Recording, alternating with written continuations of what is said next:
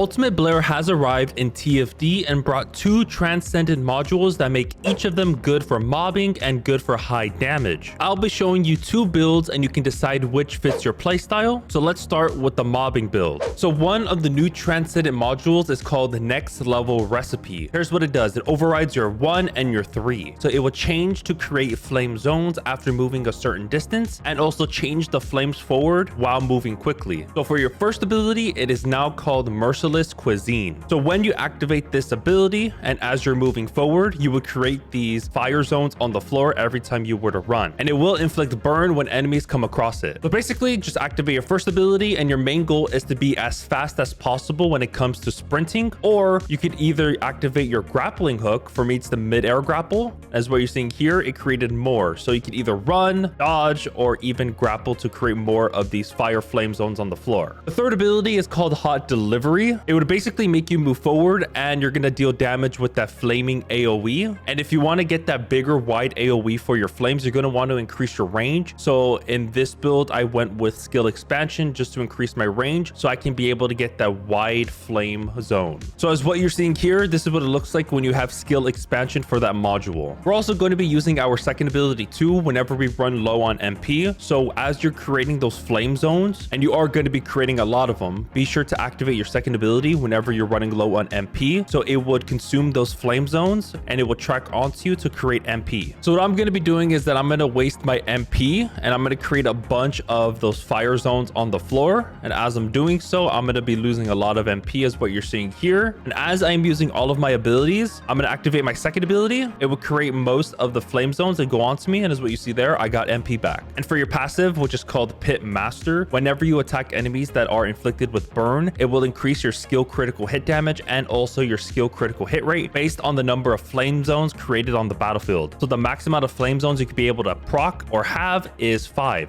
And you can tell how many flame zones you are creating on the bottom right of the screen as what you're seeing on my fourth ability. As I'm creating the flame zones, it's going to keep on going up to 5. And sometimes as I am playing, I would see the number go up even higher. Sometimes I would see it go up to like 10 plus. And your last ability is Deadly Cuisine. This one just is like a big mortar fireball that deals high damage to a bunch of enemies. So your main goal for this build is to activate your 1 to create those flame zones for your passive. Once you have those times 5, you can activate either your third ability or your fourth ability, but mainly your third ability because we are going to be getting a 100% uptime for these abilities. So you're not going to have to worry about waiting on the cooldown. And let's just say you're dealing with the high boss with a bunch of health. You can use your fourth ability and just wreak havoc on them. And when you're running low on MP, activate your second ability to grant you some MP back. So for most of the modules, I went with critical hit rate / damage. So I went with skill concentration, front lines, and emergency measures. I didn't go for skill insight because we are already going to be getting a 100% skill critical hit rate. So as what you're seeing here, I'm going to activate all of my 5 flame zones, 3,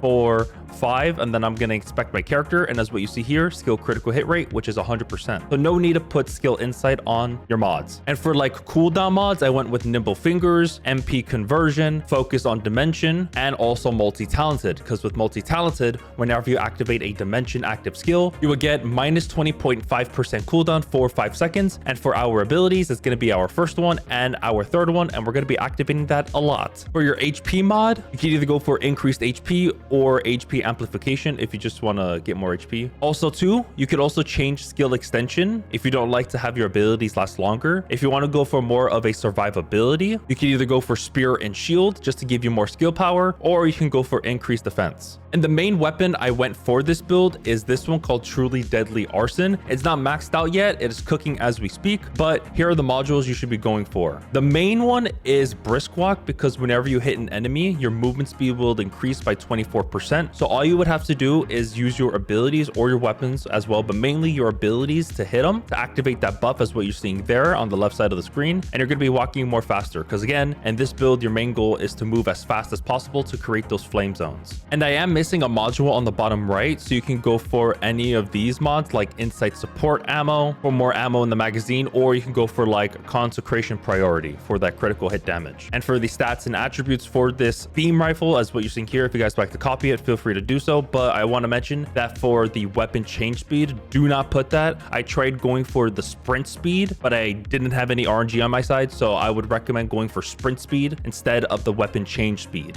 And here's what this beam rifle does. Whenever you hit an enemy, it would inflict void fire. When burn is inflicted on top of the void fire, it explodes to deal damage, then transforms into a burning and more powerful inferno. The inferno also nullifies the void fire. So only fire attacks applied to this weapon. Other attribute attacks are converted to fire attack at a certain ratio. So currently right now my beam rifle isn't maxed out, but I do highly recommend for you to max it out. But this thing is a pain for you to max it out because you're going to need a lot of resources for it. But if you do not have this beam rifle, you could also go for Enduring Legacy. I know a lot of people have this. It's easy to acquire because this one also has this mod called Briskwalker as well. And also for the Enduring Legacy, whenever you hit an enemy inflicted with burn, it will increase your firearm attack by 11%. So you're going to be inflicting burn a lot. So you're going to be getting this 100% of the time. For the reactor, I am going to be using this for 2 of the builds. So I went with cooldown and critical hit damage. And for the external components, I went with the Firebrand set just because of the 4th set. So it would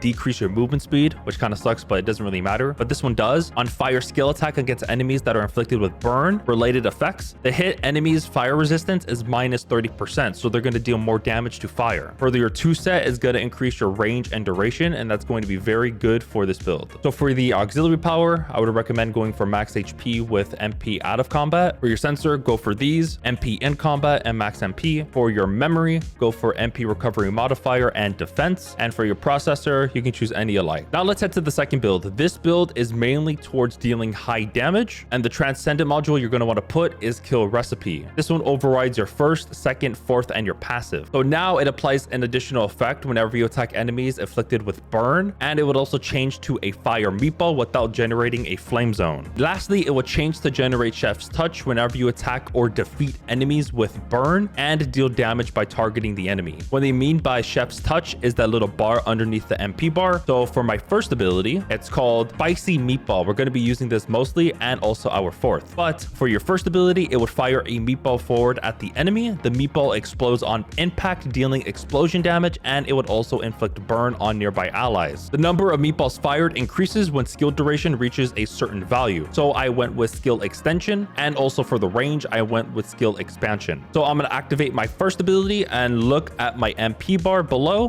which is Chef's Touch. And as what you're seeing here, I'm going to be getting a lot of this. And just by activating one ability, I got all of them because I am using Secret Garden because of one of the benefits towards it on the unique ability. This one, whenever you use a dimension skill, it will recover your custom resource at a set chance. The custom resource is Chef's Touch. So if you do have it maxed out, you're going to be getting a 39% chance to trigger this, and you're going to be getting 10% custom resource recovery back. So that's how I got all of my Chef's Touch at to max because of this weapon. The second ability is kind of the same way as the regular ability for Blair, but this time whenever you're using the skill, it will recover MP proportionally to the amount of Chef's Touch you have. So the more Chef's Touch you have, the more MP you're going to receive. So what I'm going to do is I'm going to activate my first ability to use up all of my MP, and then as what you see on my MP right there, I'm going to activate my first ability again just to give you more an example of how much MP you're going to receive. So I'm going to activate my second ability and watch my MP.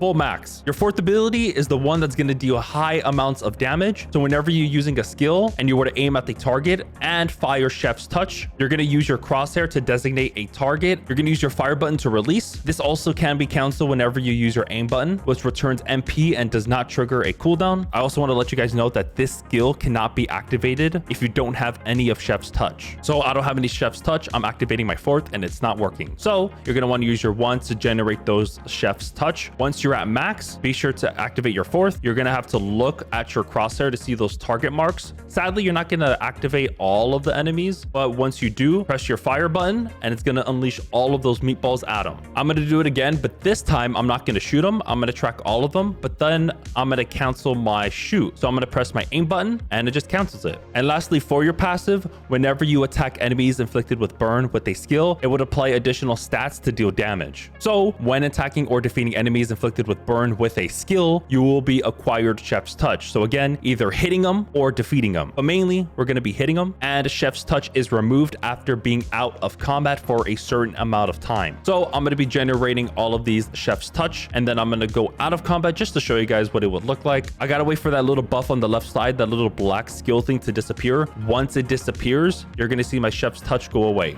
right there. Let's head to the modules. For the critical hit rate / damage, I went with Emergency Measure, Skill Concentration, and Front Lines. When it comes to cooldowns, I went with Nimble Fingers, MP Conversion, Focus on Dimension, and Focus on Fire. And for survivability, I went with Increased HP. You could also change it to the other one that gives you even more HP at the cost of losing your shield, which is HP amplification, but pick your poison. If you guys like to copy all of my modules for my Secret Garden, feel free to do so, but you can change it up as you please. I also forgot to mention for the Secret Garden, if you guys would like to copy all of the stats for it, feel free to do so. Here's what I was using for the Inversion Reinforcements. I went with Arche Circulation Tactic just to give me more of a skill cooldown whenever we were to hit an enemy with our skills. And for the attributes, I went with Fire just to tie it to Blair, because we're going to need to inflict fire for our weapons or abilities. For my third Inversion Reinforcement, I did have this one activated, but instead I wanted to change it to this one, which is Adrenaline Rush. Whenever you defeat an enemy, it would grant Adrenaline Rush. So this will increase your movement speed by 16% for 10 seconds. For the Adrenaline Rush, I only tied this buff to the next level recipe build, but if you are not using that, you can change the Adrenaline Rush to the other one, which is called Selective Neural Stimulation, that gives you MP every 45 seconds. And that one is really good for the killer recipe build. If you guys would like to copy my Arche Tuning, it would be right here. I am using this for both of the builds. And same goes for the Reactor and the external components. I went with the same ones. So the gameplay loop for this build is that you're just going to activate your 1 to give you all of your Chef's Touch. If you do run low on MP, activate your second ability, but if not, activate your 4 to track as much targets as possible. Once you do, release it, and you're going to deal a bunch of damage. Rinse and repeat. If you guys did enjoy this Ultimate Blair build video, I would greatly appreciate it if you were to hit that like button and also subscribe. We're so close to reaching 8,000 subscribers, and I would greatly appreciate it. I hope you guys have a good rest of your day, evening, or afternoon. Take care, and I'll see you guys in the next one.